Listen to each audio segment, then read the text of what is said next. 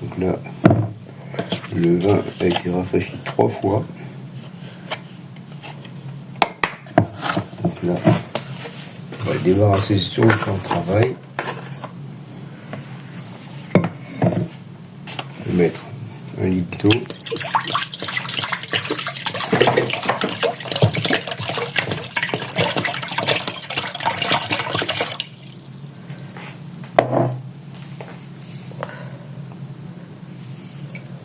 Quatre cuillères à café de sel bombé, 40 grammes à peu près. Voilà. On va bien laisser le sel se dissoudre.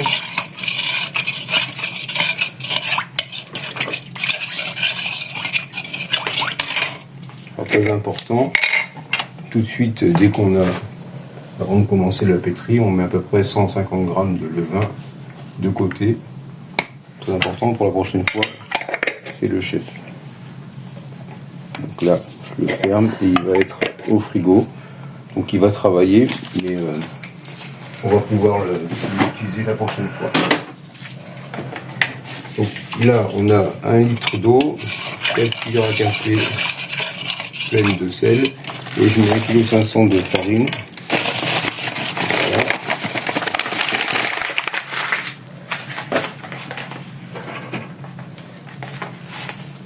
Hop. Alors je mélange le sel d'abord au fond, tout en incorporant progressivement la farine, grossièrement. Le sel jamais en contact avec le levain pour pas qu'il tue l'effet des levures qui ont été préalablement mises en œuvre. Donc là on a commencé à avoir une pâte pétrie légèrement. On va tout de suite mettre le levain dedans, hop, comme ça. On va l'incorporer progressivement.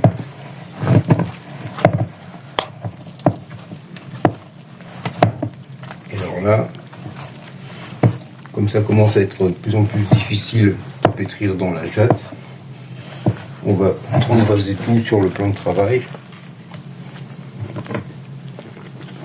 Et avec la corne, on va bien corner. Voilà. Là, je vais me servir de la farine qui est en trop pour me nettoyer un peu les mains grossièrement et utiliser mes 2 mains pour pouvoir continuer la pétrie.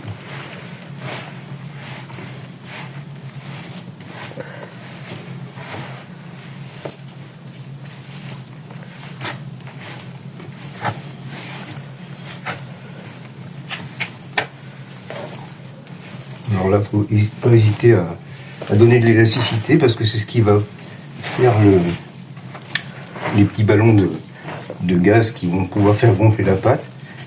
Là, on va travailler la pâte comme ça, sans trop la chauffer.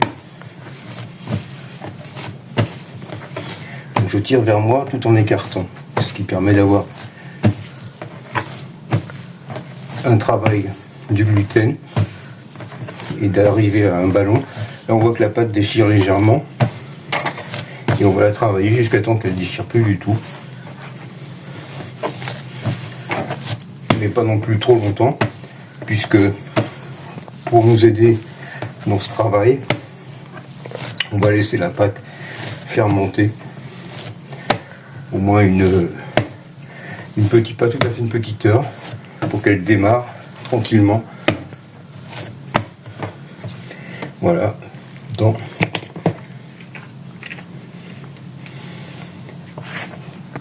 son récipient initial, comme ça. On va pouvoir la laisser avec le chiffon toujours dessus, pour pas qu'elle croûte. Et dans 1 heure, on la reprend pour former les pâtons.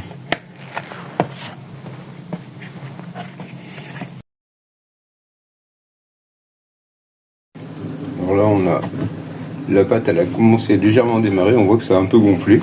Donc là, c'est parfait. Donc on va la remettre sur le plan de travail.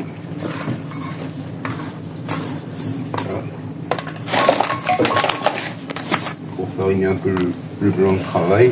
Voilà. Pas trop, évidemment pour pas que ça colle.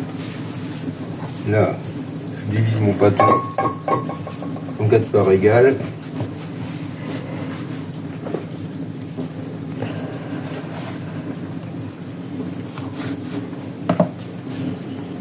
Voilà.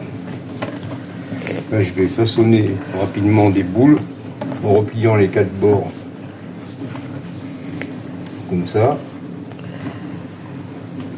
Je ne vais pas trop dégonfler la pâte pour garder le travail naturel qui a été mis en place par la fermentation, qu'on appelle un pointage.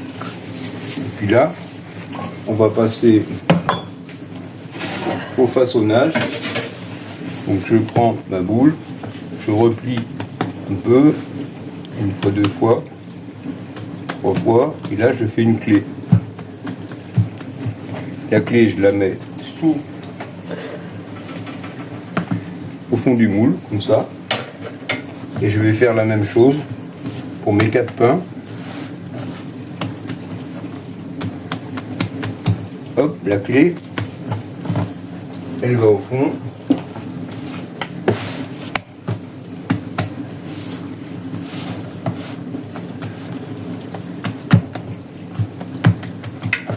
Voilà. Hop.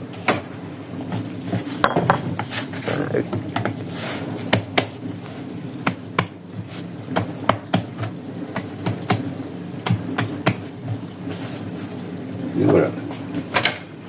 Par-dessus, on va mettre en pousse tranquillement. Là, on va laisser dans la maison environ 6 ou 7 heures. Ou alors on peut mettre